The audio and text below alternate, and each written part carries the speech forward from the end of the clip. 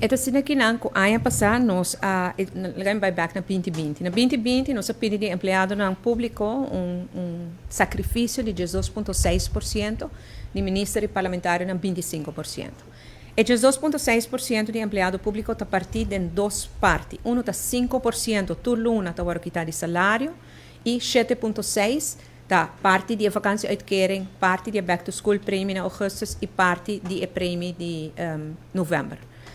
E são de 5% nós restabelece ano passado na juli acaba, que me entrante salário de juli tur ambtenaar te haya um salário 100% mensual. E sei que queda assim, tá dentro dos presupuestos de ano aqui na Tame, que me sei não tinha problema com ele. E 7,6% nós temos um presupuesto de ano aqui, agora aprovar para o parlamento. Nós estamos pendente uma decisão de Rijksministraat proximamente para mirar que se essa que está eliminar completamente agora. É uma aqui de agenda de Rijksministraat.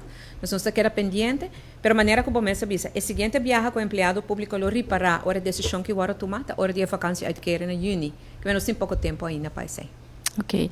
E lo vai ter uma situação portada em futuro se a economia vai assim na bom, que turcos que lá passa durante o Covid, quando não há uma compensação, ou seja, algo que nunca sempre vai querer recorte.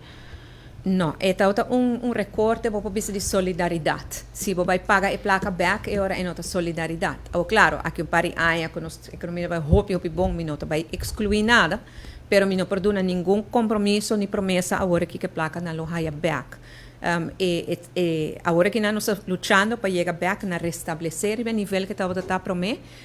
E nós em si, dentro do lance paquete, nós sim para o que tema B, hope diferente ações tomando lugar para pôr trazer mais claridade riba a situação de salariering do setor público. E essa também põe também que o ambtenaar por baixar sua promoção mas lihe ora que tem direito a ribejar a outro imbiana tem guarda hopi ou outro tipo de remuneração.